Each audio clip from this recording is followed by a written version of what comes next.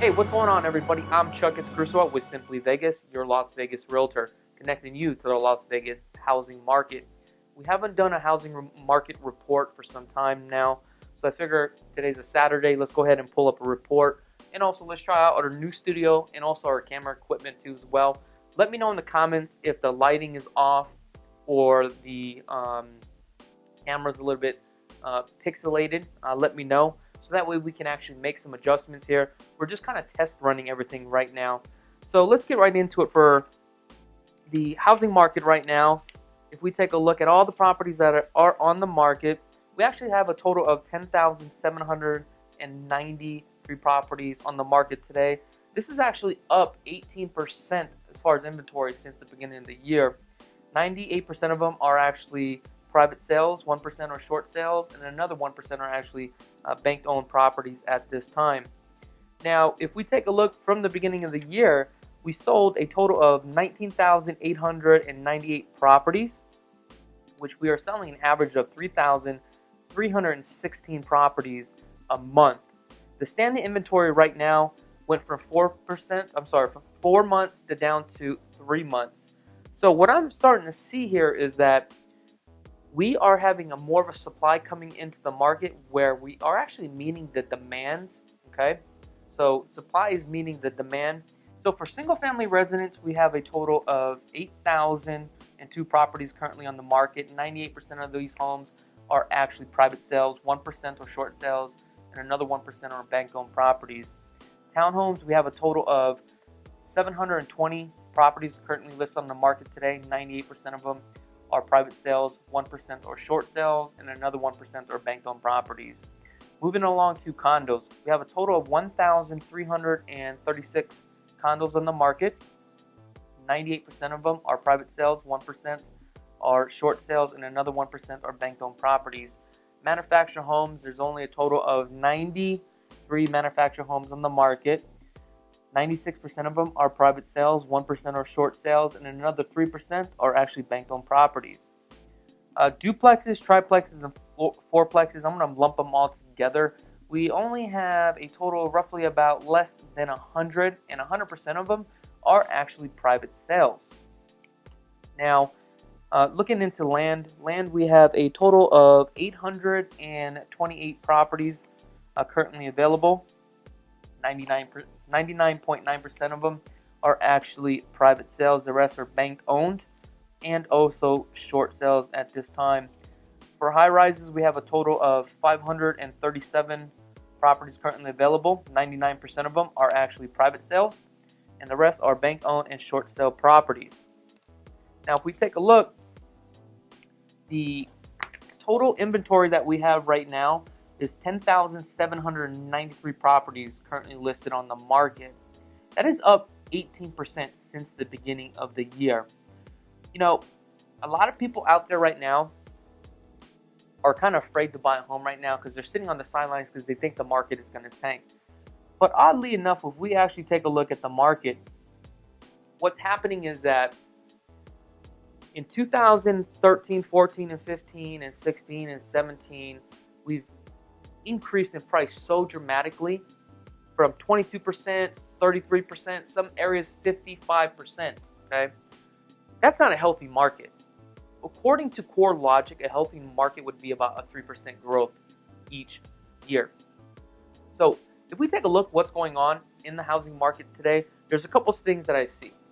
Inventory has gone up, which has met the supply. So it's kind of like a pendulum. So you have to kind of have an even balance. So if we take a look at single-family residents today, single-family has gone up 2.5%, townhomes gone up 3.2%, and also condos up 1.9%. Now also the inventory went from 4 months of supply down to 3 months supply. And the reason why that is because we're selling an average of 3,300 homes every single month. From the beginning of the year until today, we sold a total of 19,898 homes. However, if we take a look at every 7 days with all the properties that are currently listed on today's market, there's a 10.3% of price reductions. This is where sellers are putting their property on the market, asking more than what their property is worth, and they're trying to squeeze every single dollar out of you as a consumer. Here's the good news.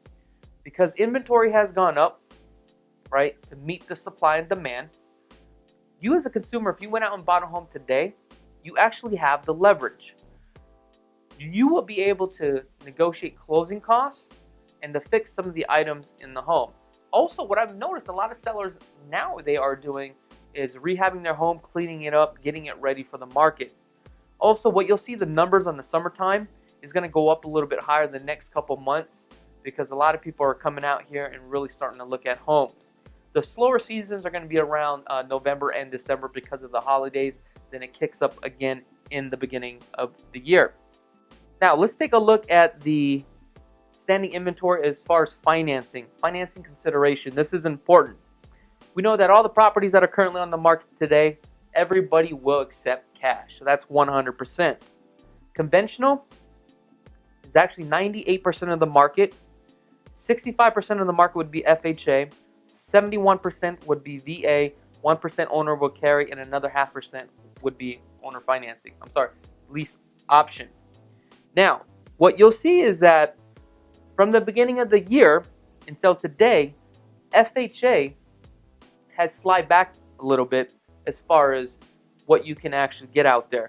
And the reason why VA actually really beat out FHA buyers is because FHA with the VA financing, the max that you can be qualified for is $484,350.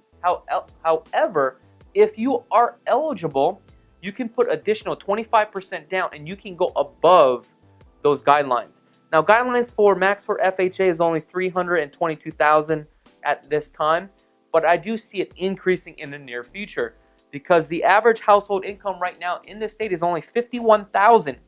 Now, the median price point for a single-family residence is $307,750.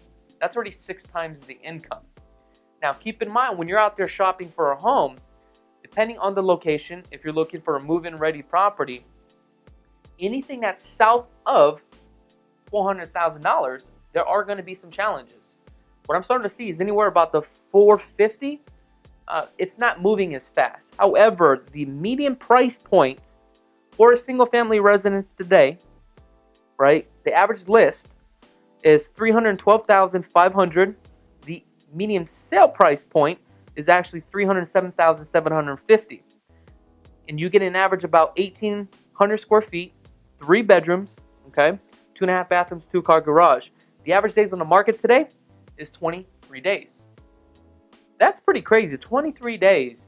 If you are a seller out there and thinking about putting your home on the market, if you actually price the home correctly and it is a move-in ready property, you're going to sell that property just like that. Okay. Now, townhomes right now for an average 1,354 square feet home, the average list price right now is $224,890. The median sales price point right now is actually at $222,000, which is actually up 3.2% at $159 a square foot. Average days on the market, 23 days. Yeah, here, 23 days. I think it's going to be like this or like this on your camera. I don't know. Anyway, condos. For an average condo right now that's selling for a 2 bedrooms, 1,047 square feet, the average list price was $159,990. The average sale was $157,000, up 1.9%. At $151 a square foot, average days on the market, 27 days. Now, the crazy thing about this is that if we take a look at the rental sector for single-family residents, and this includes condos, duplexes, triplexes, fourplexes, manufactured homes, right, townhomes, and high-rises, everything that's currently on the market for rent today, which we have a total of 2,058 homes or properties currently listed for lease, okay? 58% of the market share are actually single-family residents. The average lease every single month is 1,394 properties, okay? What's listed today just for single-family residents alone is 1,197 properties. So what this tells you is that the rental market is actually going strong. So if you are an investor, you're thinking about purchasing a home to make some equity, but you're speculating and want to make a little bit cash flow, this is probably a market that you want to get into. However, if you're looking for the 14, 16% returns, you're not going to get it here on a single family residence in today's market. The investors that are actually buying these type of homes are actually, I would like to say, novice investors or speculators, where they're buying based upon appreciation or just buying the home because they know they're going to retire in the next 3 or 4, 5, 6, 7 years or whatever it is. They're just going to rent out the property for now. But what's most intriguing is that condos are renting out better than townhomes. I've never understood this. It doesn't really make any sense. If I was going to buy an investment property, I would prefer to buy a townhome versus a condo. But condos are actually 27% of the market, and every single month they're renting out about 540 condos every single month, right? But here's the thing. There's only 551 condos on the market. So if you're buying a condo at the right price point, especially the location, you're going to be able to rent it out like that. Now, for fourplexes and stuff like that, you're really not going to have that much out there because the pricing on the fourplex and on the multifamily is so high. The returns for the investors just doesn't make sense. And these are for the passive income investors. Now, if you are doing financing, right, depending on the type of financing, let's just say if you're doing a VA, then what you're doing is you're using the power of leverage. And this is probably for you right here, Larry, because you're really putting zero down, so your return is actually infinity. Depending on the type of financing, fourplexes, duplexes, or triplexes may be the way to go. The only downfall is, number one, a lot of these multifamilies, there's a lot of deferred maintenance, okay? I don't want to say slumlords, but that's how it kind of feels. And the reason why is because 10 years ago, right, when we were buying these properties at auction at $80,000, right, we didn't have to rehab it, okay? You may have to do a little bit, but then what happened was they have their property on the market right now for sale, $300, $350, $400, almost $100,000 a door. It does not make any sense, right, for a passive investor to buy something like that because the returns are not there. The average is about $650 for a 2-bedroom on multifamily. So that's where I go back. If you are using the power of leverage, other people's money, OPM, okay, at that point it may make sense. But that's what it comes down to. Now let's talk about the last 30 days as far as closing, and let's figure out what type of buyers are actually out there. 20% are cash buyers, 53% are conventional buyers, 16% are FHA buyers, and 11% are VA buyers. So what this tells you, if you are a conventional buyer, or if you're even doing financing, just because somebody else is paying cash doesn't mean nothing. What it comes down to is, how do you write an offer? The agent that you are working with, do they understand what are customary practices as of today? Like I mentioned earlier on this video, that you can actually ask for closing costs. How much is your closing cost? You're going to have to find that out from your lender. And that's why I always say, always request a lending estimate from your lender, because you may talk to one lender and this lender charges you $8,000 and another charges you $6,000, right? But then if you need closing costs, which is a better pill to swallow if you are a seller? To pay the buyer's closing costs of $6,000 or $8,000? And these are the things that you have to do all up front and work with a savvy realtor, so that way they can prepare you and structure the deal to fit and suit your needs and based upon customary practices, so that way you have a high plausible chance of getting your offer accepted. Now let's talk about renters versus buyers out there. 60% are buyers and 40% are renters. Why is this? So let's figure this out. So we're going to take a look at the single family residence rentals versus if you were going to buy a home. So we know today, if you bought a home that is 1,888 square feet, a 3 bedrooms, 2 bathrooms, 2-car garage, you would pay $307,750 and $168 a square foot, versus if you decided to rent the exact same home in today's market, it would be a 3 bedrooms, 2 bathrooms, would be 1,801 square feet. You would be paying roughly $1,635 a month. So we know right here, just from purchasing a home, you're going to get more square footage. But now let's break down the cost. We know rates today are hovering around 4.7 to 4.25, but let's just do an even keel. We'll make it down the middle at 4%. So let's just say you were at 4%, amortized on a 30-year, okay? On, let's just say 307, let me make it 310. So at 310 here, so it looks like your total payment would be about $1,480. That's principal and taxes, okay? Not including taxes and insurance. Include another taxes and insurance. So you're looking at about $1,650. So basically, if you were going to buy a home today, you'd be paying roughly about $1,650. If you were going to rent the exact home, would be $1,635.